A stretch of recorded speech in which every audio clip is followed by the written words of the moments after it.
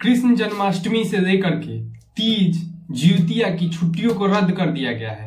बिहार सरकार ने सरकारी विद्यालयों की छुट्टियों की जब लिस्ट निकाली उसमें हिंदू पर्व त्योहारों की छुट्टियों को रद्द कर दिया गया है। जब के पाठक ने 2024 का कैलेंडर जारी किया उसमें यह पूरा एकदम साफ साफ दिख रहा है कि मुसलमानों को ईद बकरीद पे जो छुट्टियां मिलती थी उसमें अब बढ़ोतरी कर दी गई है और वहीं पे हिंदुओं के पर्व त्योहारों में जन्माष्टमी से लेकर के ज्योतिया तक की सभी छुट्टियों को रद्द कर दिया गया है।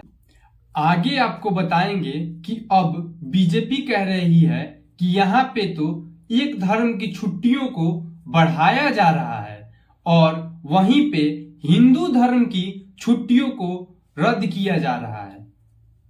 आगे आपको सब कुछ बताएंगे क्या है पूरी खबर। पहले आप मेरा परिचय जान लीजिए। मैं हूं अभिजीत और आप देख रहे हैं द लाइट।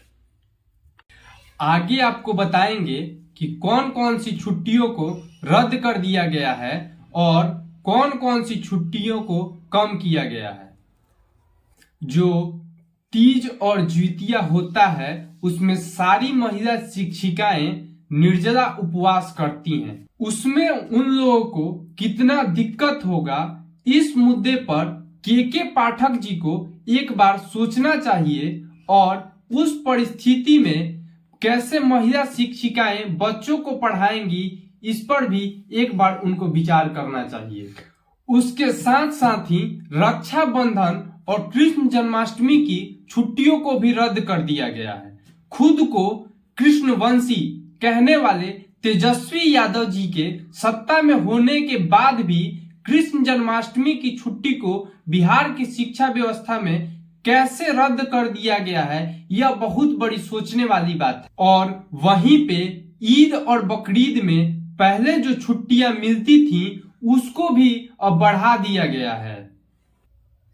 अब बीजेपी के नेता यह सवाल पूछ रहे हैं कि हिंदू के पर्व त्योहारों की छुट्टियों को जो कम कर दिया गया है वो तो खैर ठीक है क्योंकि उसमें बच्चों को ज्यादा दिन स्कूल जाकर के पढ़ने का समय मिलेगा, लेकिन वहीं मुसलमानों को ईद बकरीद पर मिलने वाली छुट्टियों को क्यों बढ़ाया गया? क्या बिहार सरकार मुसलमानों को खुश करने में लगी हुई है? अगर हिंदू अभी भी अपने हक के लिए आवाज नहीं उठा रहा है तो बिहार सरकार उनके सारे अधिकारों को छीन करके मुसलमानों को सौंप देगी। और यही नहीं, दीपावली में अब मात्र एक दिन की छुट्टी रहेगी और छठ पूजा जो बिहार के लोक आस्था को दर्शाती है जो कि 4 दिनों का पर्व होता है उसमें भी अब मात्र 3 दिन की ही छुट्टी रहेगी।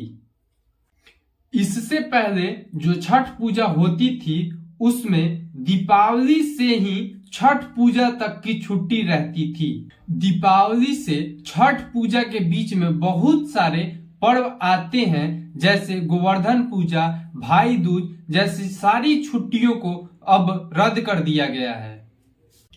मुसलमानों को लेकर के यह कहा गया है कि उनके ईद और बकरीद की छुट्टियों को बढ़ा दिया गया है और जितने भी मुस्लिम विद्यालय हैं उन विद्यालयों को शुक्रवार को बंद किया जाएगा और रविवार को उन विद्यालयों को खुला रखा जाएगा।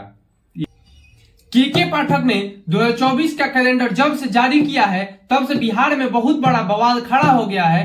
क्या आप इनके इस विचार से सहमत हैं? आप अपनी राय कमेंट बॉक्स में जरूर बताएं।